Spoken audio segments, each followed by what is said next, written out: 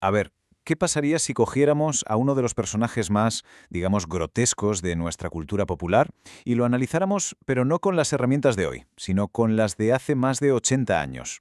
Suena raro, ¿verdad?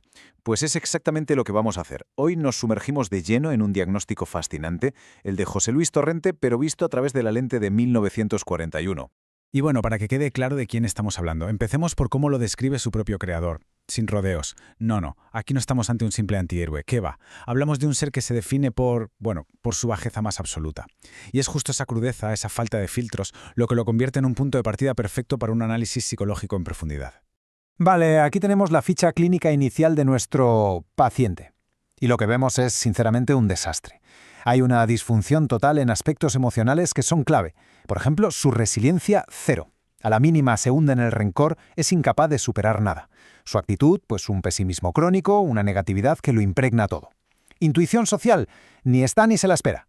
Y quizá lo más fascinante de todo, su autoconciencia está totalmente distorsionada. Él no se ve obeso, ¿qué va? Se ve robusto, con músculo pectoral. Este es, en esencia, el mapa de su mente. Bien, ya tenemos el perfil del paciente. Ahora toca conocer al analista. Y ojo, no hablo de nosotros. Hablo de la mente, del pensamiento que va a guiar todo este diagnóstico. Y para eso tenemos que hacer un pequeño viaje en el tiempo, a la España de la posguerra. Y aquí está, nuestra herramienta de análisis, el Manual de Psicoterapia del Dr. Emilio Mira y López, un libro publicado en el exilio que es en sí mismo la obra de un auténtico visionario. Es que hay que entenderlo, Mira y López era una figura muy adelantada a su tiempo, un psiquiatra que tenía una obsesión, comprender al hombre que sufre de forma integral, en su totalidad. Y esto mucho antes de que esa idea se pusiera de moda. Y esta frase es la clave de todo su pensamiento, la idea que lo cambia absolutamente todo. Mira y López era súper crítico con las escuelas de psicología que dominaban en su época. Para él, gente como Freud o los conductistas, bueno, todos tenían una pieza del puzzle. Sí, pero solo una. Veían una parte de la verdad, pero se les escapaba la imagen completa. Él alertaba, y mucho, del peligro de crear lo que llamaba sectas médicas, grupos de profesionales atrincherados en su propia y única verdad. Claro, para entender lo revolucionaria que era esta idea, tenemos que ponernos en la piel de un médico de 1941. En esa época, la psicoterapia se miraba, con un recelo tremendo, casi con desprecio. La medicina tradicional estaba obsesionada con encontrar la lesión física, el foco lesional, el problema tangible. La idea de tratar el alma se consideraba poco menos que charlatanería. Así que Mira y López no solo estaba proponiendo una nueva terapia, estaba luchando contra una marea de escepticismo y hostilidad dentro de su propio gremio. Vale. Entonces, para entender bien la genialidad de la propuesta final de Mira, vamos a hacer algo un poco irónico. Vamos a usar, solo como ejercicio, esas mismas perspectivas que él criticaba. Vamos a ponernos las gafas de cada una de esas teorías unilaterales para ver qué nos cuentan sobre Torrente, y luego ya buscaremos la visión completa. Empezamos, como no, con el peso pesado de la época, el psicoanálisis de Freud. Ya se sabe, esa teoría que bucea en lo más profundo de la mente, en el inconsciente, buscando el origen de los problemas en esos deseos reprimidos que a menudo ni siquiera sabemos que están ahí. Y si miramos a Torrente desde aquí, es que es puro ello. O sea, es un ser gobernado por sus impulsos más primarios, sin ningún tipo de filtro. No tiene superyo, no tiene esa vocecita de la conciencia moral que le frene. Y su casa, por ejemplo, no es solo un piso sucio, no. Es una metáfora perfecta de su mente, que está en plena descomposición. Y toda esa obsesión con el pasado, con el fari, con ese nacionalismo de otra época, es un intento a la desesperada por encontrar un ancla en mitad de su propio caos. Ahora cambiamos de tercio, un giro de 180 grados. Nos vamos al conductismo. A esta corriente le da igual el inconsciente, se centra solo en lo que se puede ver, en lo que se puede medir, el comportamiento. Para ellos todo es una simple respuesta que hemos aprendido a dar ante los estímulos de nuestro entorno. Y claro, desde este punto de vista, el análisis es de una simpleza aplastante. La cobardía de Torrente, como cuando tira su bufanda del Athletic al ver a unos ultras, pues es una respuesta aprendida. Ha aprendido que la confrontación es igual a dolor, así que la evita. Sus prejuicios no vienen de ningún trauma infantil, no. Simplemente son conductas que su entorno le ha reforzado, le ha premiado. Aquí no hay un porqué misterioso, solo un historial de premios y castigos. Así de simple.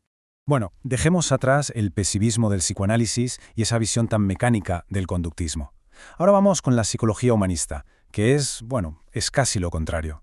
Es mucho más optimista. Se centra en el potencial de cada persona, en nuestra capacidad para crecer, para autorrealizarnos, para buscar una versión mejor de nosotros mismos. Y claro, si lo miramos desde aquí, Torrente es la encarnación del fracaso. Es el antihéroe de la autorrealización. Un caso de estudio de cómo no crecer como persona. Está completamente estancado en lo más básico de la existencia, incapaz de ir más allá. Su fantasía de ser un gran policía es una búsqueda de sentido, sí, pero totalmente patética y distorsionada. Y sin embargo, ese pequeño gesto de salvar a sus amigos de vez en cuando es el único destello que nos recuerda que, muy en el fondo, todavía queda algo de potencial humano, aunque sea mínimo. Y por último, la terapia Gestalt. Esta nos devuelve al mundo real, al presente. Su lema es: céntrate en el aquí y ahora. Y sobre todo, hazte responsable de tu vida, de tus acciones. Se trata de ir cerrando esos asuntos pendientes que arrastramos. Claro, visto así, Torrente es el anti-Gestalt. Es un hombre anclado en el pasado. Su ropa, su coche, la música que escucha, todo es de otra época. Desde esta terapia se diría que es incapaz de cerrar un ciclo, de completar una experiencia. Va dejando asuntos inconclusos por todas partes y toda esa energía que se queda atascada se transforma ¿en qué? Pues en el rencor y la frustración que son su motor. Y por supuesto, de asumir responsabilidades ni hablamos. Entonces, llegados a este punto, la pregunta es obvia. ¿Qué visión es la correcta? ¿Es Torrente un esclavo de su inconsciente, un simple robot condicionado por su entorno, o un potencial humano que se ha echado a perder? Pues bien, para el Dr. Mira, la respuesta es lo más interesante de todo. Es ninguna de ellas. Y, a la vez, todas. Él rechaza por completo estas visiones parciales y propone algo mucho más inteligente. Y creo que esto lo resume perfectamente. La idea no es coger al paciente y forzarlo a que encaje en una teoría, que va. La visión armónica de Mira es mucho más práctica. Es como tener una caja de herramientas. Se cogen los instrumentos útiles de cada escuela para crear un plan a medida para esa persona. La pregunta clave no es ¿qué teoría es la verdadera?, sino ¿qué herramienta de cada teoría me sirve para ayudar a esta persona concreta, a este hombre que sufre? Es un cambio de enfoque total. Por eso mismo, el objetivo final del Dr. Mira no sería ponerle a Torrente una etiqueta y ya está. No se trata de decir es un psicópata o es un neurótico. No. El verdadero diagnóstico, el objetivo real, es entender la distancia abismal que hay entre su forma de actuar y lo que podríamos considerar un funcionamiento humano normal, sano. El diagnóstico, al final, no es una palabra, es esa distancia. Y con todo esto, llegamos a la gran conclusión. Porque hay que entender una cosa, hacer este tipo de análisis de un personaje como Torrente en 1941 no era un simple ejercicio académico. No, era un acto casi subversivo. La pregunta es simple y directa. ¿Por qué? ¿Por qué analizar psicológicamente a alguien como Torrente habría sido tan revolucionario en 1941? ¿Por qué iba a chocar de frente con toda la mentalidad de la época? Pues muy sencillo, porque en aquella época a Torrente nadie lo habría visto como un enfermo. Para nada. Habría sido calificado de vicioso, de degenerado, un problema moral de la policía quizá, pero no un problema médico. La psiquiatría de entonces se dedicaba a los que estaban visiblemente locos, a los psicóticos, a los que habían perdido el contacto con la realidad. No se ocupaba de gente simplemente disfuncional como él. Por eso, la propuesta de Mira de tratar al hombre que sufre como un todo, de considerar que la personalidad en sí misma podía ser objeto de estudio clínico, era sencillamente una revolución. Y cerramos con esta reflexión que quizá es la más potente y la más inquietante de todas. Porque al final, analizar a Torrente no solo nos enseña cosas sobre la psicología de 1941, nos lanza una advertencia muy seria sobre nuestro presente. La advertencia es esta: cuidado, porque lo que antes era un esperpento, una parodia, una caricatura grotesca y marginal, hoy puede ser un perfil perfectamente reconocible. Y lo que es peor, peligrosamente aceptado en las más altas esferas de poder. Al final, el análisis de este personaje nos deja con una pregunta incómoda, uniendo la psicología de ayer con los peligros de hoy.